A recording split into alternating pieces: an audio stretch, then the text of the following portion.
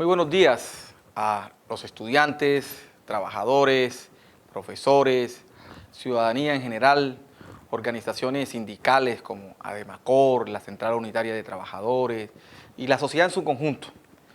No puedo acompañarlos en esta marcha porque me encuentro en la ciudad de Bogotá reunido con los 32 rectores de las universidades públicas, presidiendo el Sistema Universitario Estatal SUBE.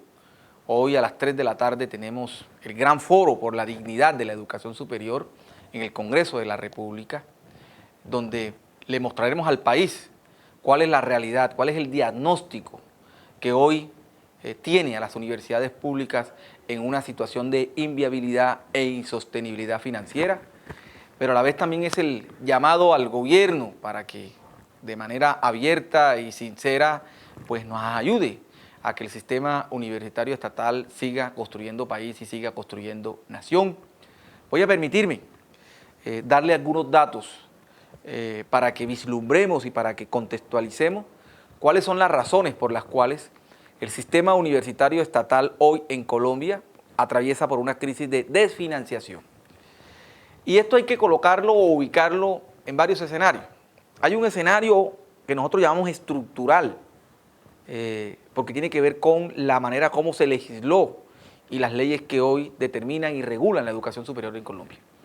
En el año 1992, el Congreso de la República expidió la Ley 30, que es la ley que rige la educación superior en Colombia. Esta ley, en su artículo 86, estableció que el mecanismo o el método con el cual la nación transfiere los recursos a las universidades públicas es a través del IPC, Índice de Precio al Consumidor, que se establece con base en el crecimiento de la economía anualmente. Resulta que desde el año 93, cuando entra en vigencia la Ley 30, a hoy, las universidades públicas, las 32 universidades públicas, hemos crecido 5 puntos por encima del IPC.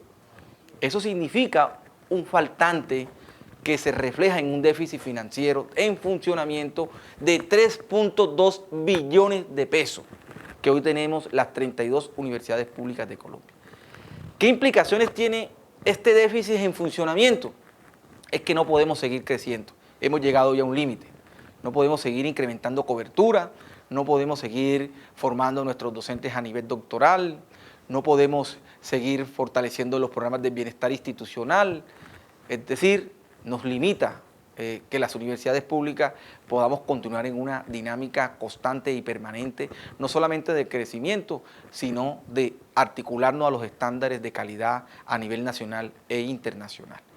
¿Qué estamos proponiendo al gobierno nacional? Modifíquese, refórmese el artículo 86 de la Ley 30 y eso implica un trámite legislativo. Por eso decimos, este es un aspecto de carácter estructural que debe resolverse. Y por supuesto, esperamos la voluntad política del Congreso para tramitar esta reforma al artículo 86 de la Ley 30 del 92. Ese es un aspecto. Pero hay otro aspecto mucho más sensible y tiene que ver con la brecha de calidad en materia de infraestructura física, técnica y tecnológica que el Estado colombiano le adeuda a sus 32 universidades públicas. Como les decía, a partir del año 93, en el año 93, las 32 universidades públicas teníamos 165.000 estudiantes en pregrado. Hoy tenemos 650.000 estudiantes en pregrado. Es decir, hemos crecido. ¿Ese crecimiento en qué se traduce? Mayor infraestructura física, mayores áreas construidas desde el punto de vista de aulas escolares, áreas administrativas. Eso implica mayor formación docente, eso implica bases de datos, eso implica bases bibliográficas, es decir, todo un crecimiento para soportar el proceso de formación para esos 650.000 estudiantes. Si el Estado colombiano quisiera ponerse al día en brecha de calidad con la formación a nivel doctoral del 30% de los 12.570 profesores de planta o de carrera que soportan la formación de esos 650.000 estudiantes, necesitaríamos 2.8 billones de pesos para formar el 30% de los profesores de planta o de carrera de las 32 universidades públicas para que adquirieran un nivel doctoral y el manejo de una segunda lengua a nivel de B1. Eso cuesta 2.8 billones. Es decir, esa es una deuda que el Estado tiene con sus 32 universidades públicas.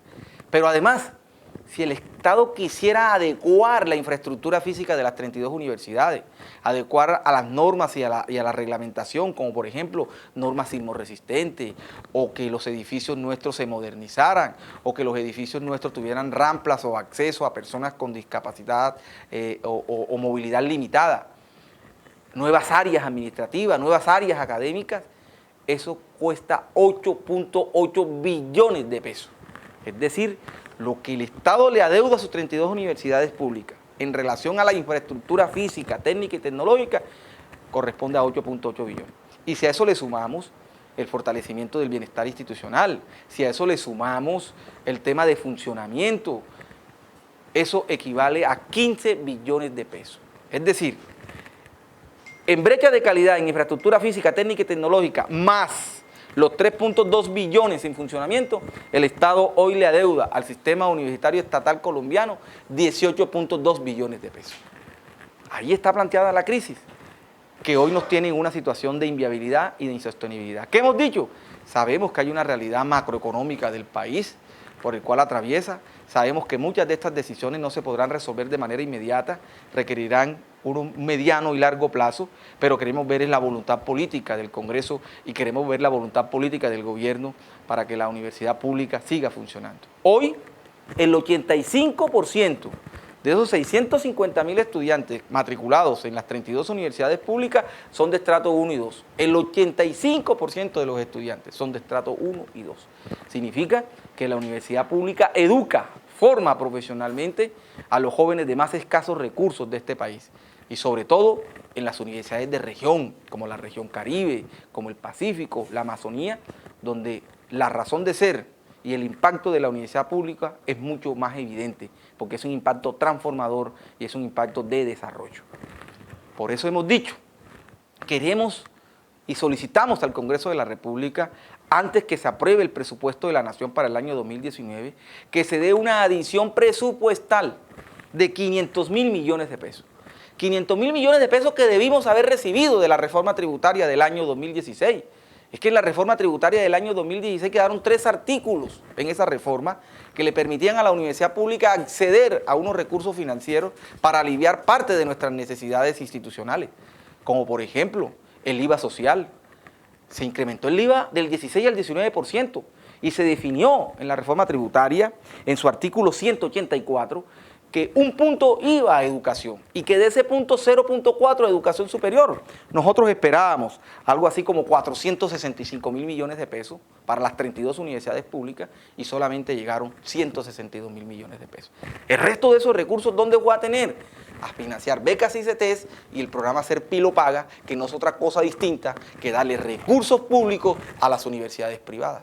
Igualmente, los recursos que tienen que ver con el impuesto a la renta y complementario, que es el artículo 102 de la reforma tributaria del año 2016. Ahí se definió que a las universidades públicas nos iban a ingresar algo así como 364.000 millones de pesos y solamente ingresaron 100.000 millones de pesos.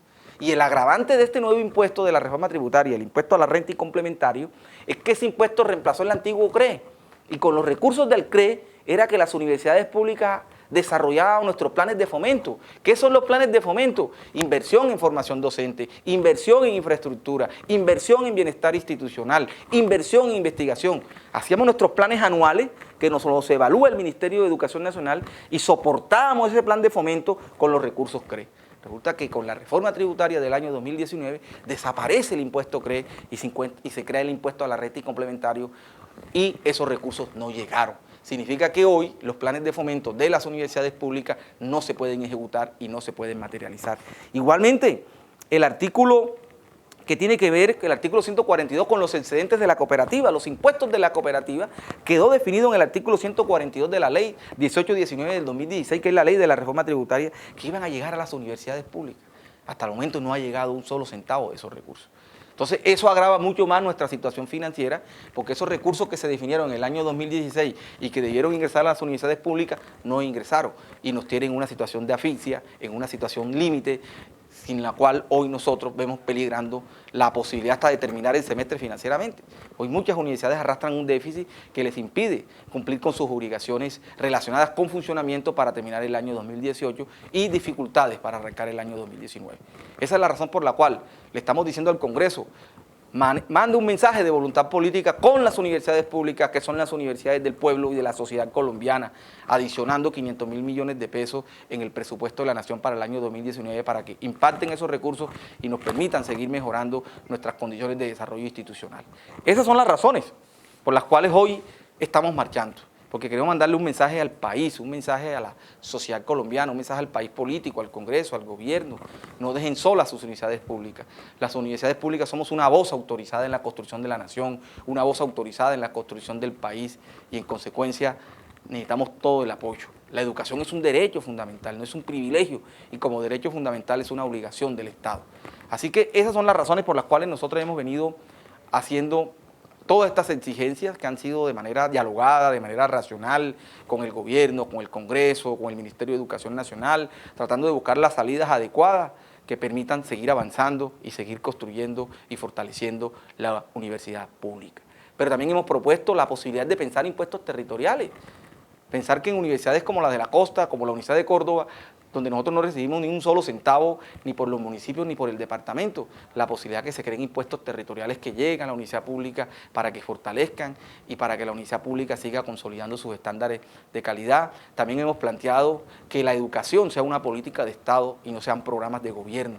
También hemos planteado acabar con el programa Ser Pilo Paga. El programa Ser Pilo Paga, hemos dicho nosotros, no desconocemos la vocación de ese programa, que es reconocer el mérito y el esfuerzo de los mejores bachilleres de Colombia, pero no es posible que se cojan recursos públicos para financiar la universidad privada.